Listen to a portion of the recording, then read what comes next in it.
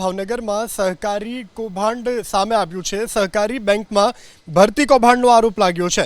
Bhavnagar district બેંકની ભરતી પ્રક્રિયામાં કૌભાંડનો વિદ્યાર્થી નેતા યુવરાજસિંહ જાડેજાએ આરોપ લગાવ્યો છે।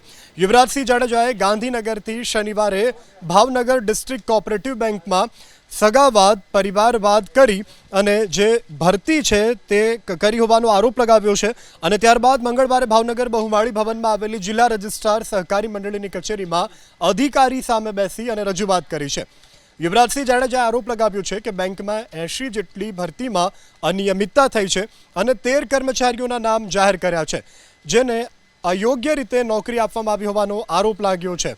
જો કે સહકારી બેંકના ચેરમેને એબીપી અસ્મિતા સાથેની વાતચીતમાં આરોપોને પાયાવિહોણા ગણાવ્યા છે અને યુવરાજસિંહે જવાબ આપતા કહ્યું છે કે જેમના ઘર કાચના હોય છે તેઓ બીજા પર પથ્થર નાખતા પહેલા વિચાર કરવો જોઈએ। ચોક્કસપણે આ તમામ બાબતોમાં જો ડિસ્ટ્રિક્ટ રજિસ્ટ્રાર કે સ્ટેટ રજિસ્ટ્રાર અમને સંતોષકારક જવાબ નહીં આપે તો આગળના દિવસમાં ગુજરાત હાઈકોર્ટમાં તમામ આધાર પુરાવા સાથે સીડીઆર ડીવીઆર થી લઈ A to Z વસ્તુ ખોટા જે ડાયરેક્ટરના દીકરા દીકરી નામ જોગ બધી જ વસ્તુ અમે આને કોર્ટમાં લઈને જશું। અને અત્યારે ડિસ્ટ્રિક્ટ રજિસ્ટ્રાર એવું કહેતા હતા અમને કે ભાઈ અમારી પાસે તો સત્તા છે અને આ તો ઓટોનોમસ બોડી છે, આવું કહેતા તમને। તો ભાઈ કહેવા માંગીએ છીએ ભાઈ તમારી પાસે સત્તા છે ને, પણ સત્તા પોતાના સગાવાલાને કે ડાયરેક્ટરના દીકરા દીકરીને લેવા માટે નથી। એ સત્તા છે કે તમે પાકસાપ અને ઈમાનદારીથી ક્રિસ્ટલ ક્લિયર ભરતી કરો, એના માટેની સત્તા છે। જે લોકો ખરેખર મહેનતથી સહકારી ક્ષેત્રમાં આવે છે, લેવા આવવા માંગે છે, એની તમે ભરતી કરો। તમારા ડાયરેક્ટરના ભાણી ભાણિયાને કે ભત્રીજાને લેવા માટે ભરતી નથી। એટલે જે નીતિ નિયમોના જે બણગા ફૂંકવામાં આવે છે તો આ રહી ભરતી।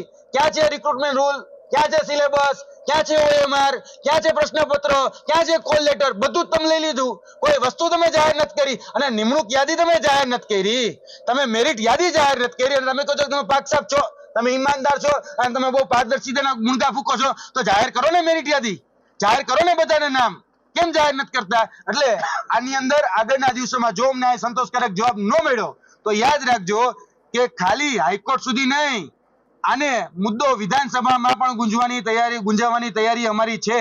ભરતીમાં કોઈ મારો દીકરો હોય તો મારા દીકરાને હું સમજાવીને કહી શકું કે મને આક્ષેપો થાય છે તું ફોર્મ ન ભરતો, કહી શકું, પણ હું પરાયણે ન કહી શકું કે તું ન જ ભરતો ફોર્મ, કારણ કે ફોર્મ ભરવાનો બધાને આબાદી અધિકાર છે અને પાસ થાય તો અમારે આમાં કોઈને ન લેવા એવું અમારી પાસે ક્યાંય માન નથી।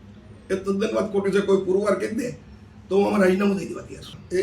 એ ભરતીનું પરિણામ છે ને એ વેબસાઇટ પર મૂકવામાં આવેલું હતું અને નાબાર્ડની ગાઈડલાઈન મુજબ 2019ની ગાઈડલાઈન મુજબની ભરતી એ મુજબ જ ભરતી કર્યા છે આપણે। પાયા વિહોણા તો તમામ આક્ષેપો છે, પણ આમાં સ્વાર્થીલા પણ આક્ષેપો છે।